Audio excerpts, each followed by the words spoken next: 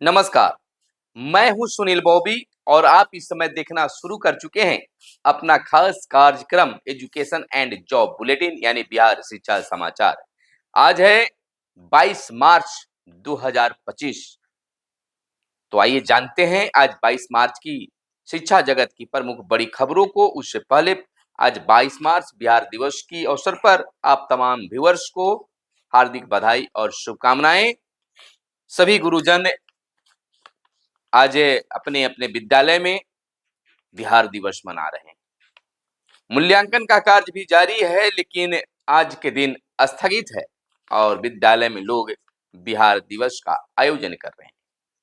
पटना में भी खास आयोजन, एक अच्छा लुक मिला, तमाम चीजें हुई है।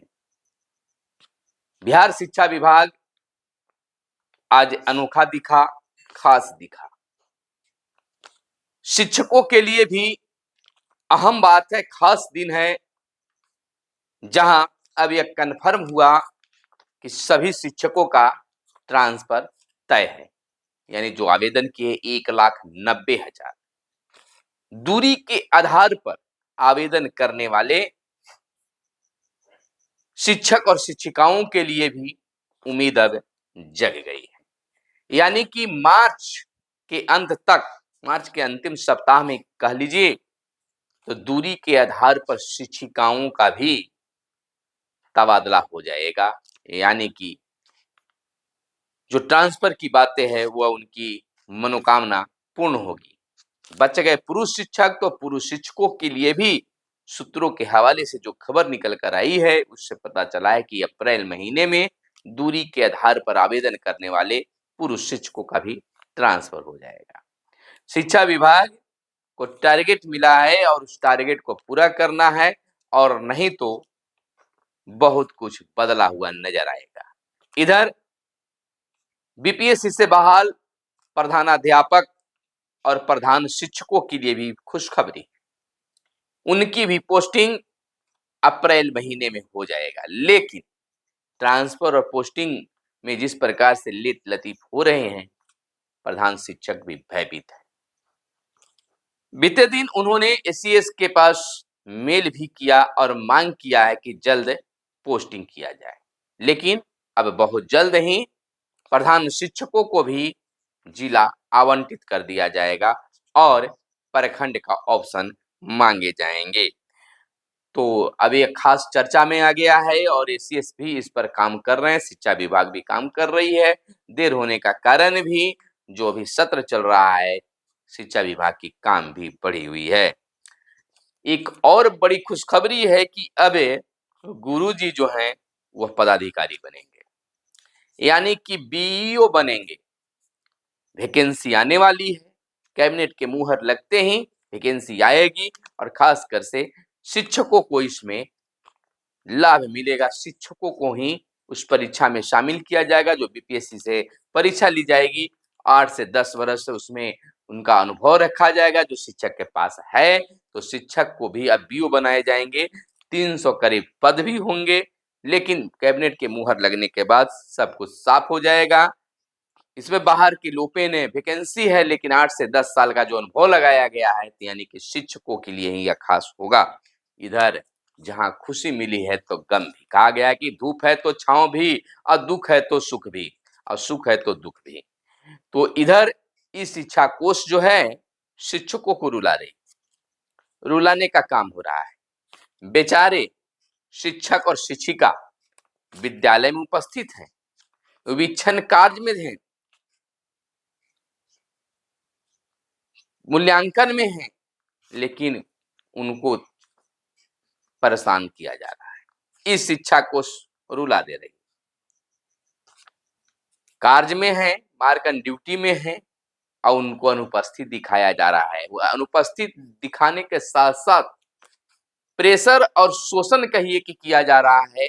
स्पष्टीकरण डीपीओ साहब के द्वारा निकाल दिया जा रहा है। यह किसी एक जिले की बात नहीं, बल्कि बिहार के विभिन्न जिलों से यह खबरें निकल कर आई कि डीपीओ साहब ने अनुपस्थित रहने की स्पष्टीकरण निकाला गया है, जो इस शिक्षा कोष पर दिख नहीं रहा है। आप पर साहब नहीं दिख रही, इसका जिम्मेवार आप हैं, क्योंकि आप ही ऐप को लॉन्च किया है और आपका ऐप बेवफाई कर रही है, तो फिर इसमें शिक्षक की दोष क्या है? अगर ऐसा लगे तो शिक्षकों का मोबाइल जांच कर लें, शिक्षकों से पूछ ले तो ये स्पष्टीकरण क्यों? जब आपके पास तमाम सुविधा इस शिक्षा कोष पर उनका मोबाइल नंबर वगैरह सारा चीज है, चाहे इस शिक्षा कोष के माध्यम से ही आप उनसे पूछ लें कि आपको यहाँ अनुपस्थित दिखाया जा रहा है, इस पर आपको क्या कहना है? तो स्पष्टीकरण, स्पष्टीकरण का मतलब समझते हैं, शिक्षकों को परेशान करना। स्कूल से बीआरसी जाना, बीआरसी में बाबू लोगों से मिलना, उनकी भी बातें सुनना, फिर लिखना, फिर मैं इस शिक्षा कोष के स्क्रीनशॉट लेकर अपनी उपस्थिति को फोटोकॉपी लगाना परेशानी है। आप एक मोबाइल से उनको कन्फर्म कर ले सकते थे। अगर वो झूठ बोलते हैं और कभी पकड़े जाएंगे तो कार्रवाई तो होगी, इसलिए शिक्षक झूठ भी नहीं बोल सकते हैं। आप पता कर सकते हैं, लोकेशन आपके पास है श्रीमान। जब आपको जिस दिन अगर हमें 19 तारीख को कर लें, 20 तारीख को कर लें, अगर जिस प्रकार से आपने उतना देखा और लिस्ट बनाया और उसके बाद स्पष्टीकरण निकाल कर व्हाट्सएप के माध्यम से शिक्षकों तक भेजा, तो वहीं से अगर 4 कर्मचारियों को लगाकर फोन करके और उनका लोकेशन चेक करते, बात करते हैं, बात से तो लोकेशन आपको पता चल जाता कि शिक्षक इस समय कहाँ है, तो शिक्षक भी परेशान नहीं, आप भी परेशान नहीं, और इतना है तौबा भी नमस्ता। और आप खुद जगहसाई करने वाला काम भी नहीं कर पाते। जगहसाई इसलिए कर रहे हैं कि आप ही लॉन्च किया है इस शिक्षा को, शिक्षा विभाग ने, और आप ही उस पर इस तरह से लोगों को परेशान कर रहे हैं, तो ये तो बेकार साबित होगा। चलिए खबर आगे की ओर बता देते हैं, लेकिन उससे पहले तमाम व्यूअर्स से मेरा आग्रह है कि चैनल पर अगर पहली बार आए हैं या अब तक चैनल को सब्सक्राइब नहीं किए तो चैनल को जरूर सब्सक्राइब कर लीजिएगा, ताकि शिक्षा विभाग की खबरों से आप अपडेट रह सकें। देखिए, सभी कोचिंग को अब कराना होगा ऑनलाइन निबंधन। सभी कोचिंग संस्थान को अब ऑनलाइन निबंधन कराना होगा, और नहीं तो एक्शन लिए जाएंगे। तो तमाम कोचिंग संचालकों को सख्त हिदायत दी गई है। अगली खबर हम आपको बता दें कि लगातार बिहार में कई तरह की जांचें चल रही है। इसी बीच निगरानी और शिक्षा विभाग के बीच चिट्ठियों के खेल में 10 साल से अटकी है शिक्षकों के कागजात की जांच। हाईकोर्ट के आदेश पर 2015 से जांच कर रही है निगरानी। निगरानी ने अलग अलग फोल्डर में सभी प्रमाण पत्रों की प्रति देने के लिए कहा। बिहार में वर्ष 2006 से 2015 तक स्थानीय निकाय के तहत नियोजित शिक्षकों के प्रमाण पत्रों की जांच 10 साल से निगरानी, अन्वेषण ब्यूरो और शिक्षा विभाग के बीच चिट्ठियों में उलझी हुई है। हाईकोर्ट के आदेश पर वर्ष 2015 से निगरानी की टीम जांच में जुटी है, लेकिन हैरानी की बात तो यह है कि अब तक सभी शिक्षकों का फोल्डर नहीं मिला है। पहले जिला स्तर पर जांच के लिए निगरानी की टीम गठित की गई थी। अब निगरानी अन्वेषण ब्यूरो बिहार के पुलिस अधीक्षक ने सभी जिलों के डीपीओ स्थापना को पत्र भेजकर शिक्षकों की सूची के साथ अलग अलग फोल्डर में शैक्षणिक और प्रशैक्षणिक प्रमाण पत्रों की प्रति हस्ताक्षर मुहर के साथ उपलब्ध कराने के लिए कहा है। शिक्षकों के प्रमाण पत्रों की जांच में अब तक निगरानी और शिक्षा विभाग के बीच समन्वय नहीं बन सका है। पटना उच्च न्यायालय ने CWUJC में रंजीत पंडित और बनाम बिहार सरकार की सुनवाई करते हुए वर्ष 2006 में ही 6 से 15 के बीच नियोजित शिक्षकों के सभी प्रमाण पत्रों की जांच का आदेश दिया था, लेकिन यह शिक्षक ही परेशान हो रहे हैं। विभाग भी मस्त है और निगरानी ब्यूरो तो जांच में ही जुटी है। खैर, जांच के घेरे में वर्ष 2006 से 2015 तक के नियोजित शिक्षक अब भी बने हुए हैं। क्या होगा पता नहीं है, किनकी नौकरी जाएगी, किनकी रहेगी। शिक्षकों ने शिक्षा विभाग को भी जो जो भी प्रमाण पत्र दिया है उस सब की जांच होगी। तो इस तरह से पत्रों में ही उलझ कर यह रह गया है। इधर केंद्रीय कर्मी 1 अप्रैल से नई पेंशन योजना चुन सकेंगे, खास सुविधा दी गई है। आपको बता दें कि केंद्रीय कर्मचारियों को गारंटी शुदा पेंशन देने वाली एकीकृत पेंशन योजना यूपीएस की शुरुआत 1 अप्रैल से हो जाएगी। मौजूदा और नए भर्ती होने वाले कर्मचारी योजना में शामिल होने के लिए आवेदन कर सकेंगे। पेंशन कोष ने नियामक और विकास प्राधिकरण ने बीते दिन इसकी अधिसूचना भी जारी कर दी है। अगली खबर बता दें कि बीपीएससी शिक्षकों को 7वां वेतनमान नहीं 8वें के लिए भेजेंगे अनुशंसा। यह बड़ी बात निकल कर आ गई है। वहीं पर सेवा में बने नियोजित शिक्षक जो विशिष्ट शिक्षक बन गए हैं, उनकी भी बातें अब क्लियर हो गई है कि सेवा निरंतरता का विचार अभी शिक्षा विभाग नहीं रखती है। यह बड़ी बात हो गई। इस भ्रम में आ गए थे विशिष्ट शिक्षक कि हमें तो सेवा निरंतरता का लाभ मिलेगा, लेकिन कैबिनेट में, सदन में शिक्षा मंत्री सुनील कुमार ने स्पष्ट कर दिया कि अभी इस पर कोई विचार नहीं है। लेकिन इससे पहले की बात कर ले तो बात सदन में ही उठाई गई थी, तो शिक्षा मंत्री ने कहा था कि इसकी बात चलेगी, इसकी बात होगी। विधायक अध्यक्ष महोदय ने भी कहा था कि यह कैसा शिक्षा विभाग है जहां सेवा निरंतरता का लाभ नहीं मिलेगा। हम लोग के यहाँ भी यह चीज है, हमारे यहाँ भी मिलता है, यानी सदन में भी जो भी कैबिनेट में बातें हैं यहाँ भी होता है। लेकिन सरकार कब क्या बदल दे रही है, अपनी बात भूल जा रही है, अपना बयान भूल जा रही है, कुछ कहा नहीं जा सकता है। तो शिक्षकों का जो भविष्य है, कब क्या होगा, कुछ कन्फर्म नहीं है। इधर बिहार में शिक्षकों की बहाली प्रक्रिया मई से शुरू होगी। बिहार लोक सेवा आयोग के माध्यम से चौथे चरण की शिक्षक नियुक्ति की प्रक्रिया मई 2025 में शुरू कर दी जाएगी। शिक्षा मंत्री सुनील कुमार ने विधानसभा में प्रश्नकाल के दौरान इसकी घोषणा भी कर दी है।